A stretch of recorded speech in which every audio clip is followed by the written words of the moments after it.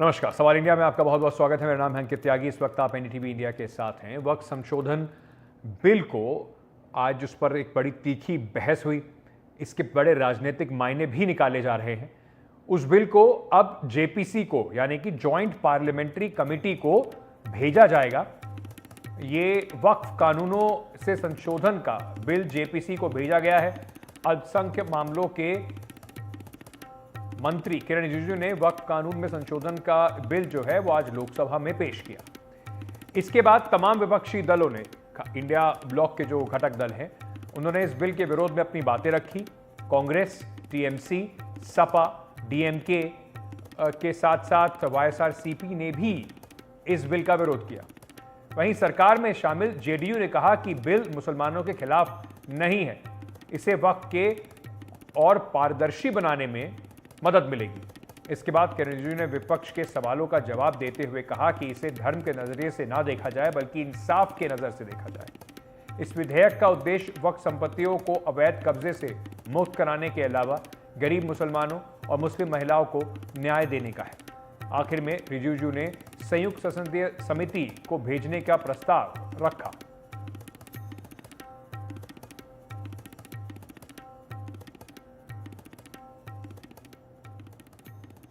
हमने जो broad base किया है, किसी का हक छीनना तो बात छोड़ दीजिए, जिनको हक नहीं मिला है उनको हक देने के लिए ये बिल लाया गया है।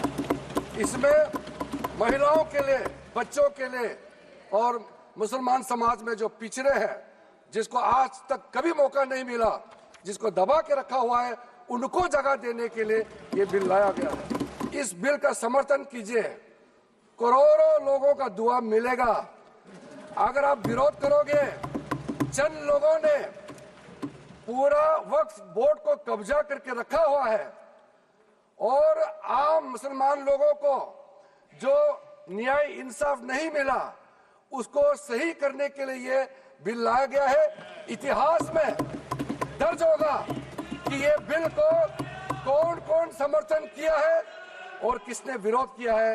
ये इतिहास में नाम दर्ज होगा। इसलिए इस बिल का विरोध करने से पहले आप सोचिएगा, इस बिल में जो भी प्रावधान है, आर्टिकल 25 से लेकर के 30 तक किसी रिलीजियस बॉडी का जो फ्रीडम है उसमें कोई हस्तक्षेप नहीं किया जा रहा है, ना ही संविधान का किसी भी अनुच्छेद का इसमें उल्लंघन किया गया है। और अब सुप्रीम कोर्ट का एक केस का मैं हवाला देना चाहूंगा, Brahmachari versus state of West Bengal. इसमें सुप्रीम कोर्ट ने क्लियरली रिलीजियस डिनोमिनेशन के बारे में रूलिंग दिया गया है और उस रूलिंग के तहत Waqf board doesn't fall within the purview of Article 25 and 26 of the Constitution of India. विपक्षी दलों ने एक खास तौर से जो इंडिया गठबंधन के घटक दल हैं, उन्होंने मिलकर इस पूरे बिल का विरोध किया। विपक्ष की तरफ से हर पार्टी के बड़े बड़े नेताओं ने अपनी बात रखी, आपको सुनवाते हैं। ये बिल जो इंट्रोड्यूस हो रहा है, ये अध्यक्ष महोदय बहुत सोची समझी राजनीति के तहत हो रहा है। अध्यक्ष महोदय जब लोकतांत्रिक तरीके से चुने जाने की पहले से प्रक्रिया है तो उसको नॉमिनेट क्यों किया जा रहा है? वहीं जहां अन्य धार्मिक जो मसले हैं, बॉडीज हैं,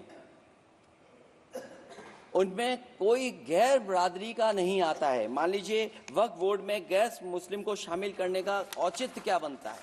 अध्यक्ष महोदय, सच्चाई ये है कि भाजपा अपने हताश, निराश, आप तो इस कानून चंद कट्टर समर्थकों के तुष्टीकरण के लिए ये बिल लाने का काम कर रही है।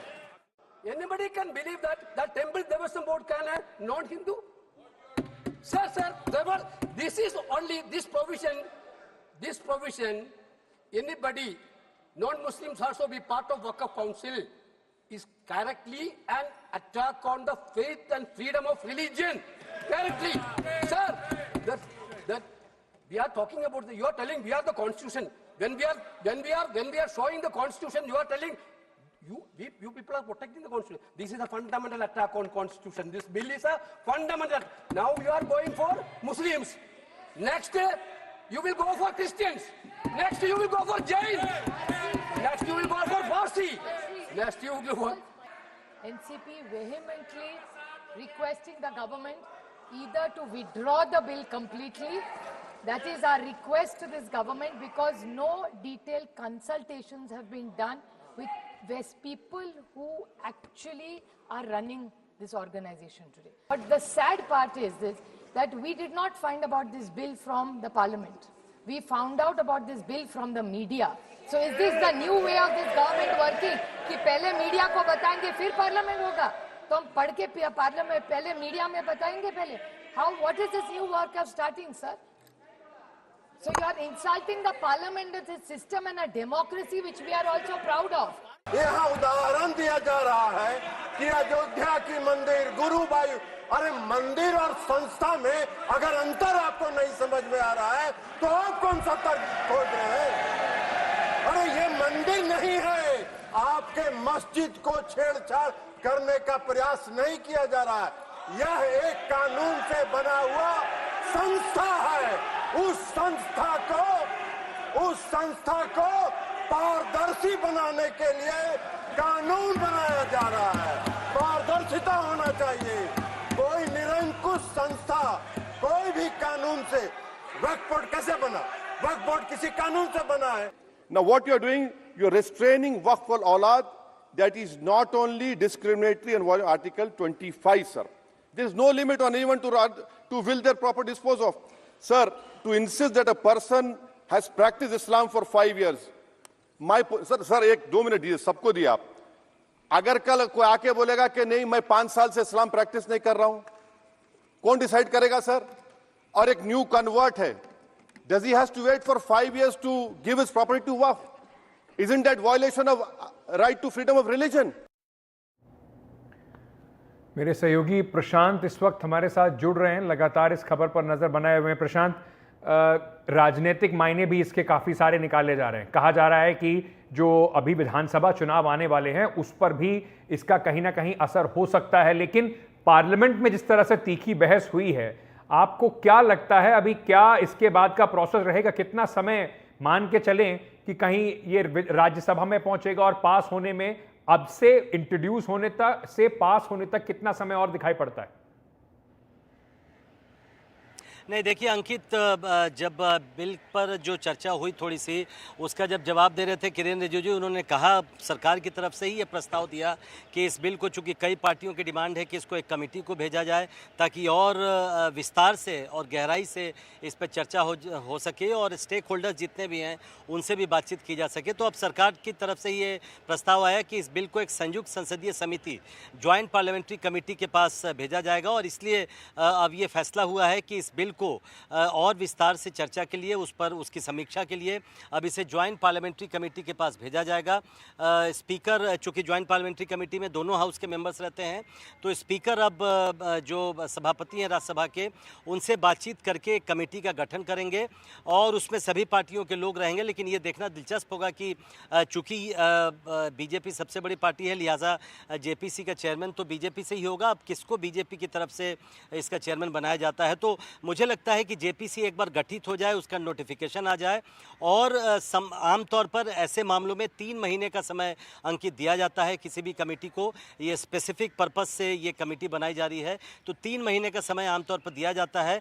तो अगर 3 महीने का समय दिया जाता है तो अगला जो सेशन होगा, जो विंटर सेशन होगा नवंबर दिसंबर में, मुझे लगता है तब तक कमेटी की रिपोर्ट आ जाएगी और उसमें संभवतः इस बिल को पारित करवाया जाएगा. लेकिन आपने देखे आज जो ट्रेलर आज आपको अंकित दिखा लोकसभा में, कि जब बिल को केवल इंट्रोड्यूस करने के पहले इतनी तीखी बहस हुई है, तो जब ये बिल कमेटी में इस पर चर्चा की जाएगी और जब ये फाइनली फिर से संसद में इस पर चर्चा होगी तो कितनी तीखी बहस होगी और वार पलटवार तो इस पर चलेगा. अंकित, एक सवाल में जाने से पहले आपसे और पूछना चाहता हूं, वाईएसआर-सीपी ने इसका विरोध किया है.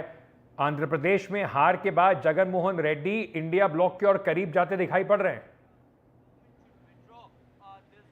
जी बिल्कुल, आप ये कह सकते हैं। हालांकि देखिए अंकित, मुझे याद है जब पहला सेशन आया था उसमें भी, कि मुझे अभी स्पेसिफिक वो मामला नहीं याद है, उस पर वाईएसआर कांग्रेस ने सरकार का साथ दिया था।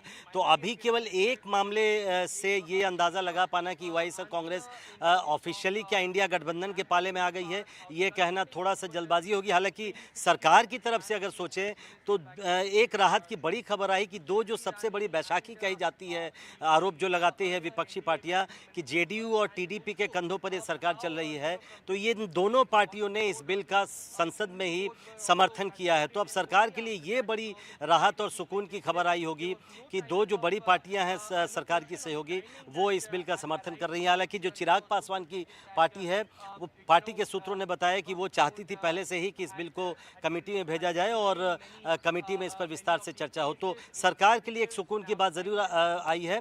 लेकिन वाईएसआर कांग्रेस का आगे लॉन्ग टर्म रुख क्या रहता है, इसके लिए मुझे लगता है कि थोड़ा सा इंतजार करना पड़ेगा।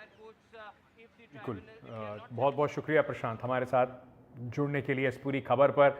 हमारे साथ इस पर और अधिक चर्चा के लिए आतिफ रशीद साहब जुड़ रहे हैं, पूर्व वाइस चेयरमैन हैं राष्ट्रीय अल्पसंख्यक आयोग के, और हमारे साथ अकरमुल जब्बार खान साहब जुड़ रहे हैं, डायरेक्टर हैं वक्फ लाइजा फोरम के। आप दोनों का बहुत बहुत स्वागत, शुक्रिया हमसे बातचीत करने के लिए।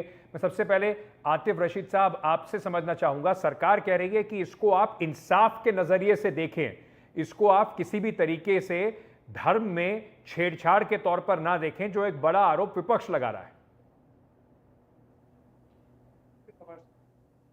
अंकित जी, मेरा बहुत है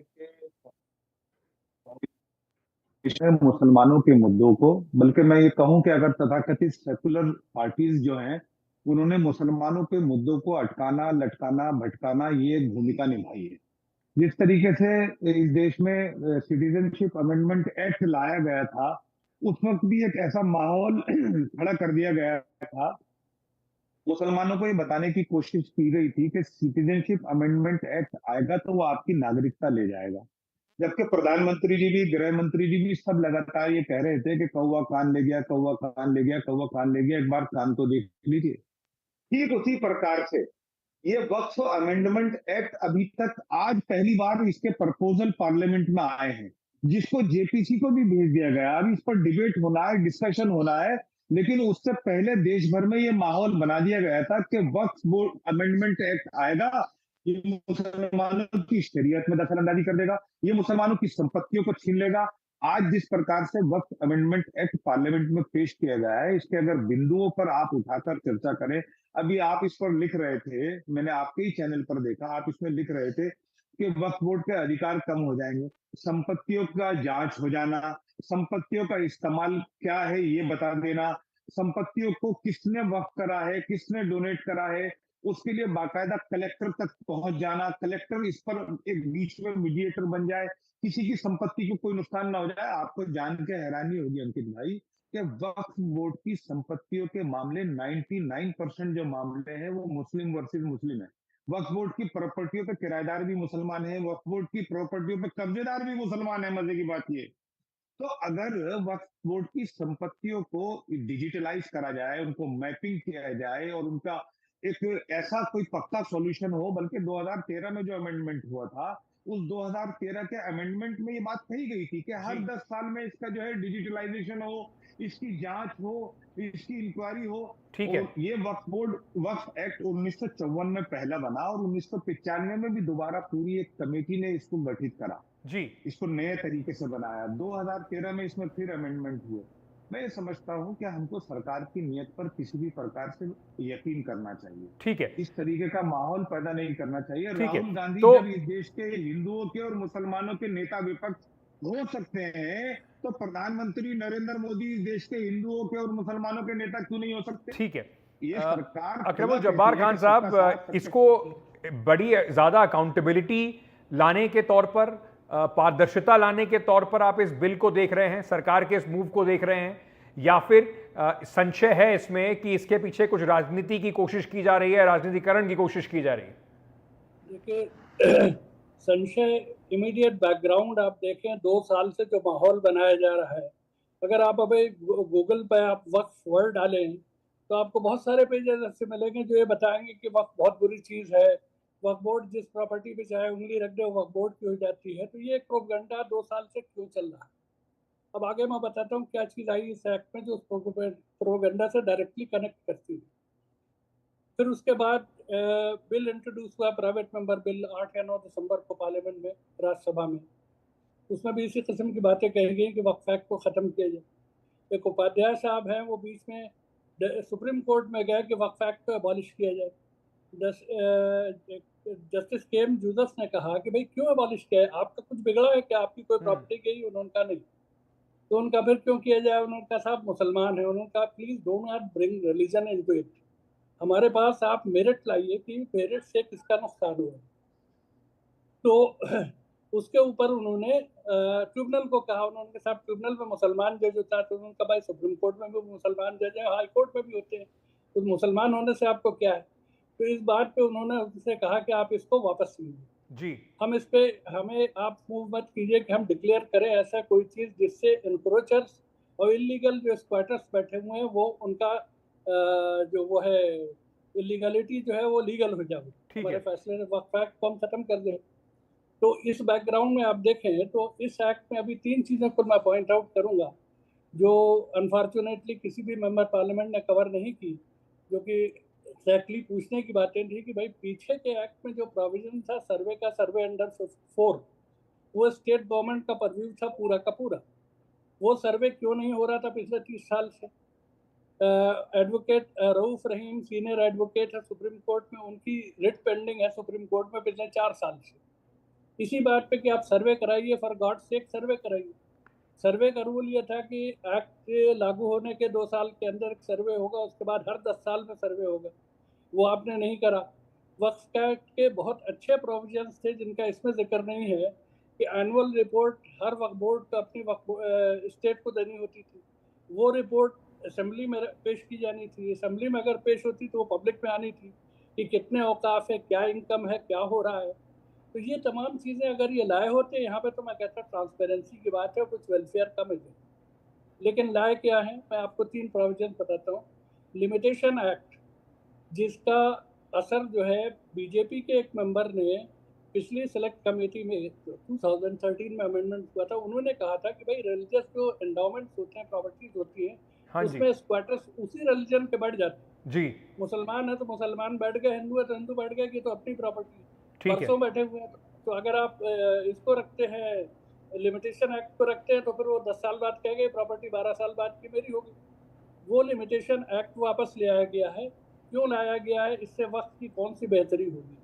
आज लगभग 70% प्रॉपर्टी पूरे मुल्क में वक्त की अंडर एनक्रोचमेंट है। 70% कहा जाता है, I believe it is much more. तो वो उसके लिए लिमिटेशन एक्ट आप ले आए। देन ओवरराइडिंग इफेक्ट जो था एक्ट का और अदर एक्ट्स जो कि लोकल एक्ट या जो दूसरे एक्ट थे जिससे क्लैश करता था, उसको आपने खत्म कर दिया। जैसे डीडीएस है आजकल काफी चल रहा है, वहाँ मस्जिदें तोड़ी जा रही। तो अब वक्फ एक्ट के प्रोविजन जो है बैकग्राउंड में चले जाएंगे। ओवर राइडिंग खत्म हो गया। 52A में पनिशमेंट था स्क्वाटर को, इसको इलीगल पोजेसर को, वो पनिशमेंट जो है वो रिगरस इम्प्रिजनमेंट से सिंपल इम्प्रिजनमेंट कर दिया गया। वाह, इससे क्या वेलफेयर है मुसलमान को? ठीक है, तो इस पे जरा पॉइंट बाय पॉइंट एक बार जरा जवाब ले लेते हैं। हमारे साथ आतिफ राशिद साहब भी हैं। आतिफ साहब, आपने सुना कि अगर ये प्रोविजंस जो होते, ये सिर्फ ट्रांसपेरेंसी को लेकर अगर बात हो रही होती तो इसका शायद समर्थन और बड़ा होता और व्यापक होता। सभी चाहते हैं कहाँ खर्च हो रहा है, कितना खर्च हो रहा है, किसकी संपत्ति है, ये सब चीजें ठीक है। पर 3 अहम बिंदु जो उठाए हैं जवाहर साहब ने, उस पर आपको क्या कहना है? देखिए, ऐसा है अंकित भाई, जवाहर साहब ने जो मुद्दे उठाए हैं वास्तव में वो भी एक अपने आप में एक सवाल बनते हैं, इसमें कोई दो राय नहीं है। बात यह है कि ये जो अभी वक्फ अमेंडमेंट एक्ट का जो बिल है, ये अभी पार्लियामेंट में पेश किया गया है और ये ज्वाइंट पार्लियामेंट्री कमेटी के पास भेज दिया गया है। अभी इसमें बहुत सारे संशोधनों की भी आवश्यकता है, बहुत सारे सुझावों की भी आवश्यकता है। लेकिन मेरा सिर्फ इतना कहना यह है कि जो मुस्लिम कम्युनिटी, मैं जो इस पर बात कर रहा हूँ वो दूसरी कर रहा हूँ। जब्बार साहब लीगल एस्पेक्ट्स की बात कर रहे हैं। जब्बार साहब की बात मुझसे बेहतर हो सकती है क्योंकि लीगली हो सकता है, उसको बहुत बेहतरीन तरीके से जानते हो। मैं बात कर रहा हूँ एक सामाजिक बात। नहीं सर, सामाजिक बात तो है, लेकिन अगर मुसलमानों में इन सब बातों को लेकर चर्चा होगी तो आपको लगता नहीं सरकार को थोड़ी जल्दबाजी उन्होंने कर दी है? क्या पहले जब्बार साहब जैसे और लोगों से बातचीत करके उनके क्या संशय हैं, क्या संशोधन होने चाहिए, ये बात नहीं रखनी चाहिए थी? अगर बिना उसके लेकर आएंगे तो फिर उस पर राजनीति की कहीं ना कहीं आरोप लगेगा। जेपीसी में सबके सुझाव मांगे जा रहे हैं, जिसमें सजेशन मांगा जा रहा है, उसमें आप सरकार को जल्दबाजी में कैसे देख सकते हैं? अभी ये कोई कानून तो बन नहीं गया है। सरकार को आप इसकी शुरुआत ही नहीं करने देंगे, आप इसको अनटचेबल कर देंगे, आप इसको मजहब के चश्मे से देख देंगे। मुझे आप एक उदाहरण दीजिए, दिल्ली में हज कमेटी का एक मेंबर सांसद होगा, गौतम गंभीर जी उसके सांसद बने मेंबर, उसमें एक कॉलम है कि हज कमेटी का एक मेंबर मुस्लिम वो सांसद होगा, उसमें वो अभी परवीन खंडेलवाल जी बन गए। अब मुझे आप एक बात ये बताइए कि जब हज कमेटी में एक रिप्रेजेंटेशन अगर हज कमेटी में जी एक हिंदू कर सकता है, तो मुझे बताइए उसको वक्फ बोर्ड में रिप्रेजेंटेशन क्यों नहीं कर सकता? मैंने आपसे क्या कहा अभी? ठीक है, मेरे पास बिल्कुल समय खत्म हो गया। मैं जब्बार साहब, समय बिल्कुल मेरे पास कम है, 30 सेकंड आपको दे सकता हूं। तो क्या आपको लगता है कि अभी भी गुंजाइश बची है? जो आप जिस तरह के जो सवाल आपने उठाए हैं, सरकार उसे सुनने के मूड में है, या सरकार उसको ऑन बोर्ड ला सकती है, या आपको लगता है कि ये सिर्फ जल्दबाजी में उठाया गया कदम है? एक और बड़ा चेंज है, withdrawal of Waqf by user. एक कैटेगरी थी वक्फ बाय यूजर, यानी जिसके पास वक्फ नामा नहीं है, कोई रिकॉर्ड नहीं है, लेकिन वो प्रॉपर्टी यूज हो रही है, जैसे मस्जिद है, ईदगाह है, ये आपके कब्रिस्तान है, दरगाह है, जो मुल्क में सैकड़ों हैं। 1,75,000 तो कब्रिस्तान आज वेमसी में उनकी वेबसाइट पे हैं, लेकिन मैं नहीं समझता कि 50,000 भी एक्चुअली होंगे, इसलिए कि वक्फ बोर्ड चेक नहीं कर रहा। ये हकीकत है कि वक्फ बोर्ड में करप्शन भी रहा है, वक्फ बोर्ड में ग्रॉस इनएफिशिएंसी भी रही है, और गवर्नमेंट ने अटेंशन नहीं पे की है। लेकिन अब गवर्नमेंट अटेंशन पे करे तो इस तरीके से ये जो 2 साल से जो अनर्गल आलाप हो रहा है कि ये वक्फ बोर्ड की बड़ी पावर है और हिंदुओं की जमीनें ले ली हैं, ये किया है, वो किया है, बिल्कुल गलत है। जहां जमीन ली गई, जैसे एक मंदिर का मामला था तिरुचिरापल्ली का, आप कोर्ट में जाइए, कोर्ट तय करेगा कि वो मंदिर पहले बना या वक्फ पहले बना। जी, जो हमारी रिपोर्ट है उसके हिसाब से वक्फ पहले बना था। उन्होंने जाके कहा कि साहब हमें इजाजत दे, हम एक मंदिर बना लो। उनका भाई बेशक बना लो। कोई अगर मेरे मकान के पीछे जमीन हो, मेरे पास आके कहे साहब मंदिर बना लो, मैं कहूँगा बेशक बना लो। तो ये अब उस मंदिर के वाक़े को लेके इतना ब्लो अप किया गया, ये कहा गया कि साहब हिंदुओं की प्रॉपर्टीज वक्फ बोर्ड ले रहा है, ये ले रहा है। वक्फ बोर्ड में तरह तरह की खामियां हैं। आप यकीन मानिए वो खामियां दूर करें तो मैं आके हाथ चूमूंगा मंत्री जी पे, मैं अपना सर नवाऊंगा कि साहब आपने बड़ा करम किया मुसलमानों पे। हकीकत है जिनको मिलना चाहिए वक्फ का फायदा उनको नहीं मिलना। बिल्कुल। लेकिन तो ये बिल, ये प्रपोज अमेंडमेंट हेल्प नहीं कर रहे। तो अभी जेपीसी में ये जाएगा, चर्चा इस पर और भी होगी। उम्मीद कर रहे हैं कि जिस तरीके के सवाल उठाए जा रहे हैं उसके जवाब के बाद ही दोबारा इस बिल को लेकर आया जाएगा, वरना मंशा के ऊपर कहीं ना कहीं इस तरीके के सवाल उठते रहेंगे सरकार की। बहुत बहुत शुक्रिया आप दोनों का हमारे साथ जुड़ने के लिए। छोटा सा एक ब्रेक लेके वापस आ रहे हैं, बने रहिए हमारे साथ।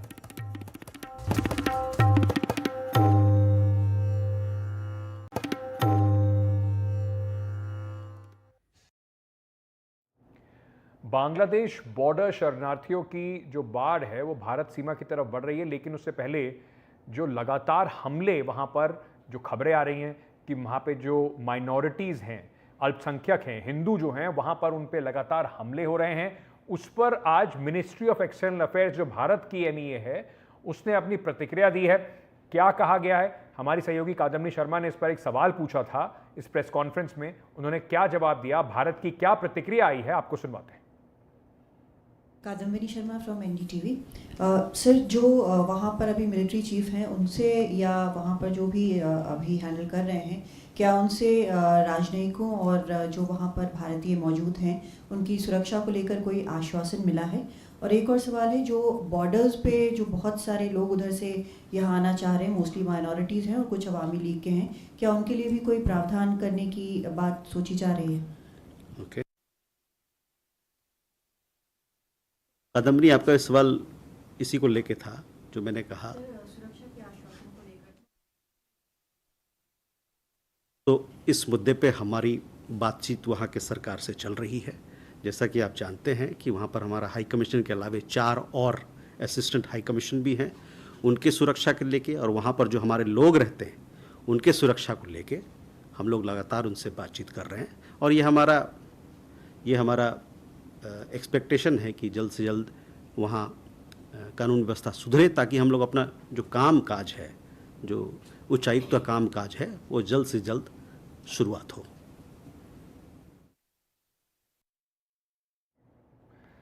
तो इसी जो घटनाएं हुई हैं पिछले एक हफ्ते में और उसके बाद शेख हसीना को बांग्लादेश छोड़ना पड़ा, उसके बाद से लगातार तनाव की स्थिति, हिंसा की स्थिति के कारण भारत बांग्लादेश सीमा पर लगातार लोग जो हैं, शरणार्थी जो हैं, वो भारत की सीमा की तरफ आ रहे हैं। इस पर ज़्यादा जानकारी के साथ इस वक्त हमारे साथ जुड़ रहे हैं मेरे सहयोगी सौरभ गुप्ता, जो रिपोर्टिंग कर रहे हैं भारत बांग्लादेश बॉर्डर से। सौरभ, ये जो समस्या थी, जैसे ही अस्थिरता शुरू हुई बांग्लादेश में, तभी से उम्मीद लगाई जा रही थी कि भारत के लिए आने वाले दिन मुश्किल होंगे। बीएसएफ को हाई अलर्ट पर रखा गया था। किस तरीके से वहां पर अब इन्फ्लक्स हो रहा है और लोगों को कैसे रोका जा रहा है?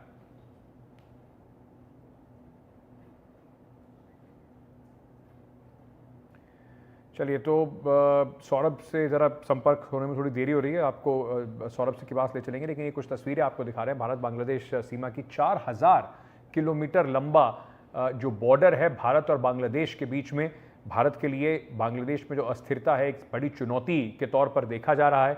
इसी वजह से बीएसएफ, जिसकी प्रमुख जिम्मेदारी है, जो ज़्यादातर इलाकों में, चाहे वो पश्चिम बंगाल हो, चाहे वो नॉर्थ ईस्ट के स्टेट हो, असम हो, बाकी राज्य हों, वहाँ पर बीएसएफ की जिम्मेदारी है बॉर्डर को सुरक्षित रखने की।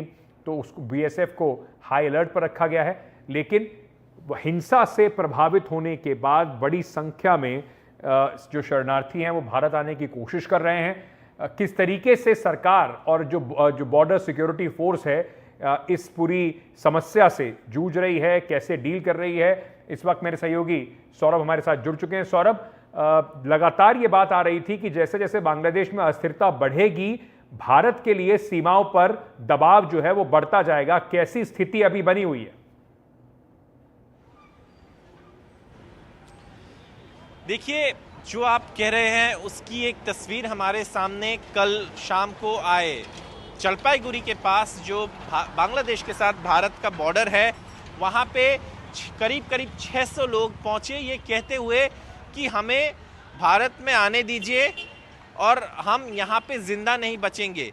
ये कहते हुए वो लोग बॉर्डर पे पहुँचे। हालांकि बीएसएफ तुरंत स्पॉट पर पहुँचकर उनको समझाकर ये कहा उनको कि देखिए इस तरीके से आप नहीं आ सकते हैं, और वहाँ पे उनके तरफ जो बॉर्डर गार्ड बांग्लादेश थे उन्होंने भी उनको समझाया और जो परिस्थिति है उसे संभाला गया। लेकिन ऐसी परिस्थिति आने वाले दिनों में भी बन सकते हैं। ये इसका ज़रूर एक जो एग्जाम्पल है, जो उदाहरण है, हमें कल देखने को मिला। और बांग्लादेश में देखिए ये हिंसा हो रहा है, ये एक पक्की बात है, इसलिए क्योंकि बांग्लादेश के जो पॉलिटिकल पार्टीज़ है, जैसे जमात है या जैसे बीएनपी है, जो सबसे बड़े बांग्लादेश के ऑपोजिशन पार्टी है, शेख हसीना के समय जब वो ऑपोजिशन में था, तारिक रहमान जो उनका एक्टिंग चेयरपर्सन है, उन्होंने भी कहा है कि ये जो हिंसा हो रहे है, जो ट्रांजिशन है, उसे डिस्टेबलाइज करने की एक षड्यंत्र है। और हर बांग्लादेशी को, चाहे वो हिंदू हो, चाहे वो मुसलमान हो, क्रिश्चियन हो या बुद्धिस्ट हो, सबको यहाँ सुरक्षित महसूस होना चाहिए। उन्होंने कहा है कि बीएनपी के काडर को एक शील्ड की तरह, एक ढाल की तरह सबके जो सुरक्षा है उसके लिए खड़े होना है। तो ये स्थिति बांग्लादेश में है। ज़रूर बॉर्डर पे भारत के लिए एक ह्यूमैनिटेरियन सिचुएशन बन सकते हैं, लेकिन इसके लिए बीएसएफ कहते हैं वो तैयार है, वो पूरी तरीके से विजिल पर है, अलर्ट पर है। लेकिन आपने कुछ वहाँ से जो आवाज़ें हैं, जो वॉइसेस है, वो सुने हैं और लोगों ने कहा है कि देखिए हम आना चाहते हैं। तो ये लगातार 2 दिन से ये जो आवाज़ें हैं हम आप तक पहुँचाते रहे हैं और ये स्थिति है और भारत को इसे संभालना पड़ेगा बहुत ही केयरफुली। और बहुत सारे जो इस स्थिति का जो बहुत सारे इम्पैक्ट हो सकते हैं, इसीलिए बहुत केयरफुली भारत को ये स्थिति संभालना पड़ेगा। बहुत बहुत शुक्रिया हमारे साथ जुड़ने के लिए सौरभ। लगातार भारत बांग्लादेश बॉर्डर से रिपोर्टिंग कर रहे हैं। छोटा सा एक ब्रेक लेके वापस आ रहे हैं, बन रही हमारे साथ।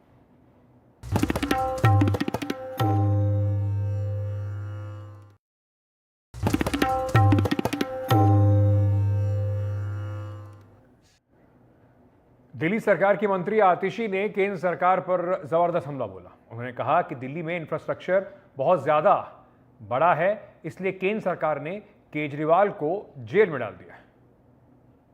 इंफ्रास्ट्रक्चर अभी भी एक युद्ध स्तर पर बढ़ाया जा रहा है। आज के दिन में ही दिल्ली के अलग अलग हिस्सों में 14 नए स्कूल बन रहे हैं। अलग अलग स्कूलों में जहां पर क्लासरूम्स की कमी थी, जहां पर ओवर क्राउडिंग थी, वहां पर additional classrooms, additional academic blocks, multipurpose hall, sports facilities बनाई जा रही हैं। एज ऑफ नाउ दिल्ली में 1541 नए कमरे बन रहे हैं और ये दिल्ली के हर हिस्से में बन रहे हैं। और शायद यही कारण है कि अरविंद केजरीवाल जी के काम को रोक नहीं सकते, अरविंद केजरीवाल जी जैसे अच्छे स्कूल नहीं दे सकते, अरविंद केजरीवाल जी जैसा world class infrastructure government schools में नहीं दे सकते।